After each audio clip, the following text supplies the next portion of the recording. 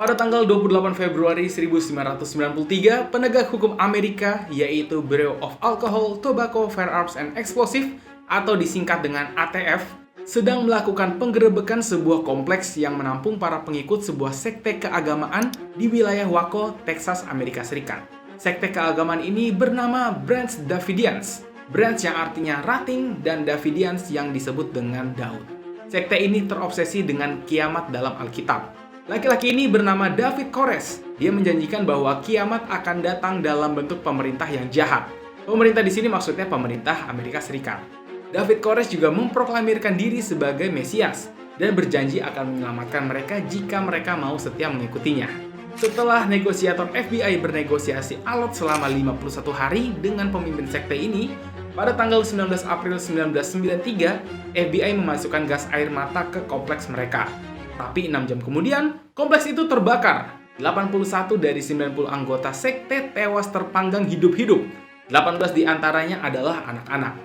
Inilah tragedi bunuh diri massal memilukan yang pernah terjadi di Amerika Serikat pada masa itu. Bagaimana kisah ini terjadi? Bersama gue, Krisna Bayu, kita ulas untuk di video berikut ini.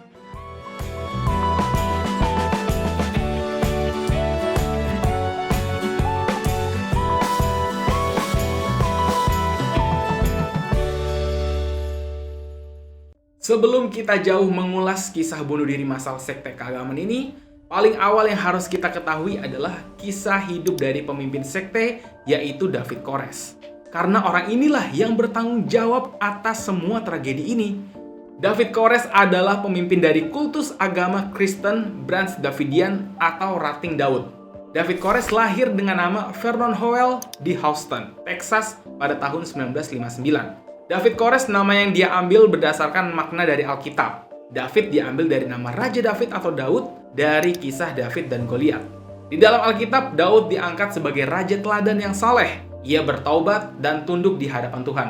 Sementara Koresh adalah kata Ibrani untuk Cyrus. Cyrus adalah seorang raja Persia atau satu-satunya orang non-Yahudi yang disebut sebagai Mesias. Jadi, nama David Koresh menunjukkan bahwa ia dipilih secara khusus oleh Tuhan.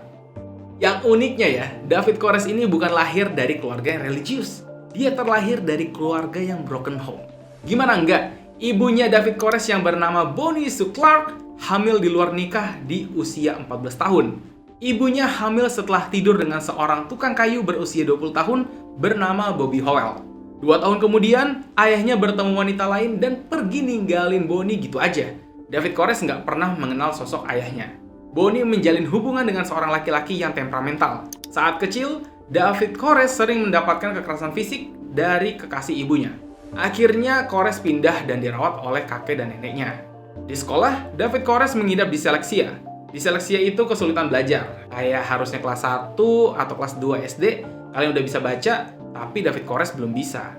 Koresh ditempatkan di kelas khusus karena dia sering diintimidasi. Setelah berjuang di sekolah, Koresh putus sekolah di kelas 9. Di usia 12 tahun, David Koresh suka membaca Alkitab dan mendengarkan stasiun radio Kristen. Di usia 14 tahun, dia udah hafalin Alkitab Perjanjian Baru. Sekitar usia 18 tahun, dia juga mengetahui Alkitab Perjanjian Lama. Waktu Koresh masih bocil, dia udah sempat ngomong ke ibunya kalau Tuhan menunjuknya sebagai orang yang terpilih. Emang kayaknya dari kecil nih orang udah kena gangguan mental kali ya.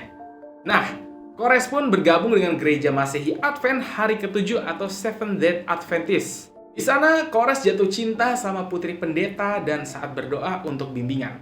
Dia meminta berhubungan seks dengan putri pendeta karena perintah dari Tuhan. Ya gila aja Lundro. Pendeta dan para jemaat itu mengusirnya.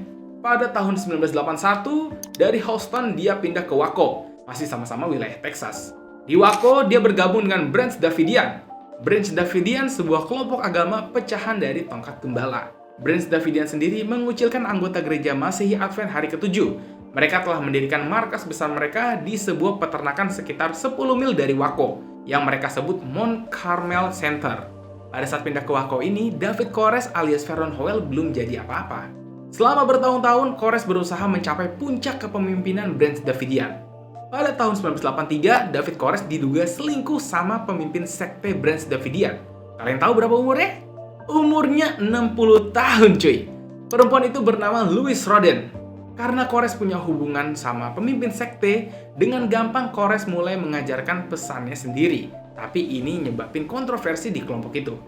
Salah satunya putra Louis Roden, yaitu George Roden. George Roden ini pengen menjadi pemimpin grup berikutnya dan menganggap Kores sebagai penyusup. Ketika Louis Roden meninggal pada tahun 1986, George Roden mengambil alih, tetapi David Kores melawan. Dalam perebutan kekuasaan berikutnya, George Roden ngeklaim mendapat dukungan dari mayoritas kelompok, memaksa Kores dan pengikutnya keluar dari Mount Carmel Center dengan todongan senjata.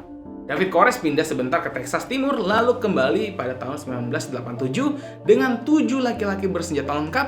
Kelompok itu terlibat adu tembak dengan George Roden. Gak ada yang tewas, tapi George mengajukan tuntutan ke pengadilan.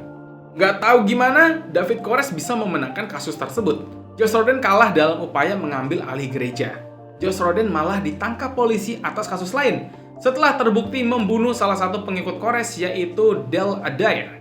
Adair dibunuh George Roden karena mengaku bahwa Kores adalah seorang Mesias. Saat George kembali ke Mount Carmel Center, David Kores udah memegang kendali penuh. George pun harus rela keluar dari kelompok itu.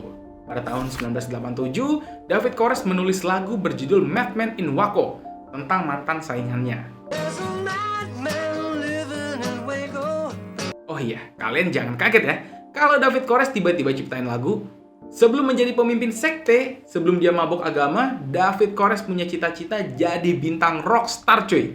Ibunya Kores bilang, dia belajar bermain gitar sendiri. Kores pernah ke Hollywood buat mengejar mimpinya, tapi nggak berhasil.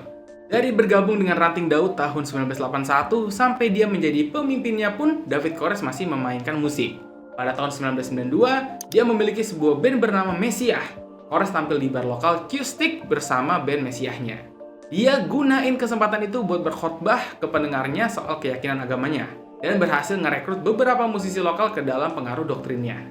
Oke, kita balik ke sekte Branch Davidian atau Ranting Daud. Pada tahun 1989, setelah menyatakan dirinya anak domba Allah atau Mesias berikutnya, David Kores menyatakan bahwa semua perempuan di Ranting Daud adalah istri rohaninya. Mau itu perempuan yang udah menikah atau gadis-gadis remaja. Poligami yang dilakuin David Kores menurut tafsiran dia atas ayat Kidung Agung dalam Alkitab. Kores mengklaim bahwa Tuhan memberitahunya siapa wanita yang harus dipilih, dan wanita yang terpilih harusnya menjadi suatu kehormatan. Masalahnya banyak dari istri Kores masih di bawah umur men. Kayak kejadian pilu yang dialami sama Kiri Jewel, dia diajak masuk ke sekte tersebut sama ibunya. Kiri Jewel udah dipersiapin buat jadi istri Kores berikutnya, dan dipaksa melakukan hubungan seksual, padahal saat itu Kiri Jewel baru berusia 10 tahun. Ayahnya Jewel bukan pengikut sekte, akhirnya memenangkan hak asuh atas Jewel dan membawanya pergi dari Mount Carmel Center. Sedangkan ibu kandung Kiri Jewel, dia meninggal dalam kebakaran di aksi bunuh diri massal itu. Perintah Kores yang memperbolehkan poligami pada akhirnya telah menjadi masalah tersendiri. Dia tercatat memiliki lusinan selir yang berusia di bawah umur, dan anak-anak ini telah mengandung bayinya si David Kores. Di Texas, undang-undang bagi anak di bawah umur untuk menikah adalah 14 tahun. Begitu juga soal usia untuk persetujuan seks. Laporan Departemen Kehakiman Amerika Serikat di tahun 1993 menetapkan bukti rinci tentang sejarah pelecehan seksual dan fisik terhadap anak yang dilakukan oleh David Kores. Akhirnya sepak terjang David Kores berakhir saat dia dan 90 orang lebih pengikutnya terlibat baku tembak dengan FBI, ATF, dan Kepolisian Negara bagian Texas. Tanggal 28 Februari 1993, ATF masuk ke dalam gedung di kompleks sekte ini. Alhasil, penggerebekan itu mengakibatkan kematian 4 agen, 6 warga Daud, dan beberapa orang luka-luka. David Kores ikut terluka dalam insiden ini. Sekte Ranting Daud udah persiapin diri mereka dengan ngumpulin senjata api dan puluhan granat. Beberapa dari pengikutnya juga belajar latihan militer. Pihak kepolisian nggak bisa main-main masuk ke dalam buat nangkep David Kores. Tapi polisi juga nggak bisa asal barbar juga. Kenapa? Karena di dalam komplek itu banyak anak-anak. Makanya jalan yang ditempuh kepolisian Amerika adalah bernegosiasi dengan David Kores. FBI mengambil alih komando operasi ini dan menempatkan puluhan negosiator handal buat menyelamatkan dan mengeluarkan anak-anak itu dari dalam komplek. FBI terus mendorong David Kores buat menyerahkan diri dengan damai, tentu aja ini ditolak sama Kores. Ada beberapa kesepakatan antara FBI dengan David Kores. Kores dan semua pengikutnya bakal keluar dari komplek secara damai asal FBI mau menayangkan siaran khotbahnya ke media. Hampir 1 jam ideologinya ditayangin di stasiun radio KRLD dan Christian Broadcasting Network atau CBN, setelah penayangan khotbah, David Koresh nggak keluar. Dia berbohong. Bahkan dia mengklaim kalau Tuhannya lah menyuruhnya tetap menunggu di dalam komplek. Alotnya negosiasi dengan David Koresh, FBI akhirnya mendapatkan hasil positif. Sekitar 21 anak dibebaskan.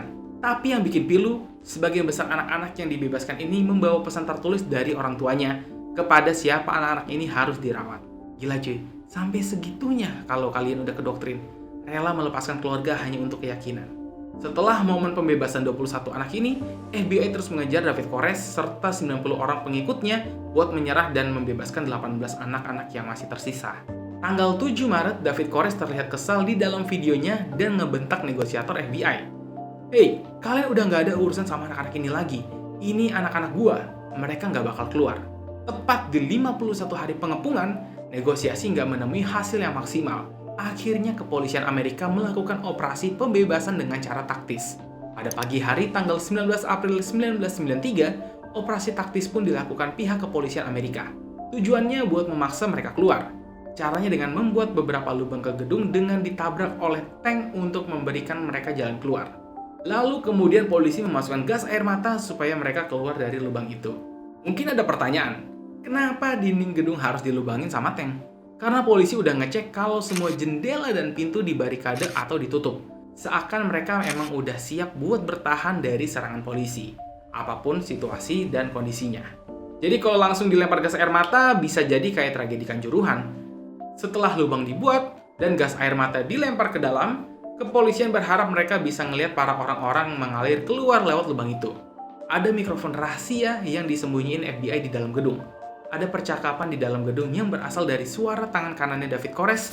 Dia adalah Stephen Snyder. Stephen Snyder memerintahkan dua hal. Pakai masker gas air mata kalian.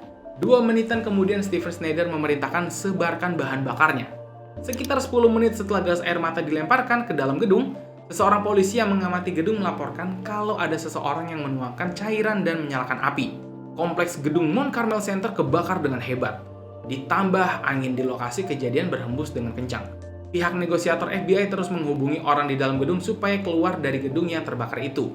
Tapi apa daya, kefanatikan menutup mata mereka. Tapi di last minute, ada 9 orang dewasa keluar dari gedung yang terbakar itu. 81 orang sisanya termasuk 18 anak-anak tetap bertahan atau mungkin saja mereka dipaksa bertahan di dalam gedung. 9 orang dewasa keluar, ada yang membawa anjing, tapi nggak ada dari mereka yang keluar gedung dengan membawa anak satu pun. David Koresh alias Vernon Howell adalah orang yang bertanggung jawab penuh atas kematian puluhan orang-orang ini. Ngelihat anak-anak lucu di foto ini harus meninggal mengenaskan karena kesalahan orang tuanya dalam mempelajari agama. Benar-benar memilukan banget sih. Selang beberapa waktu setelah kejadian memilukan ini, beberapa pihak menuntut FBI harus bertanggung jawab atas kematian para pengikut ranting Daud. Aksi demonstrasi itu adalah framing beberapa pihak untuk mengaburkan fakta sebenarnya terhadap sekte ini. Jadi begitulah kisah tragis pengepungan Waco yang dikenal sebagai tragedi bunuh diri massal. Semoga kita bisa mengambil hikmah dari kejadian ini. Oke, mungkin cukup sekian pembahasan di video kali ini. Silahkan like jika kalian suka dengan konten-konten kita. Jangan lupa subscribe biar channel ini bisa terus berkembang. Gua Krisna Bayu, pamit undur diri. See ya.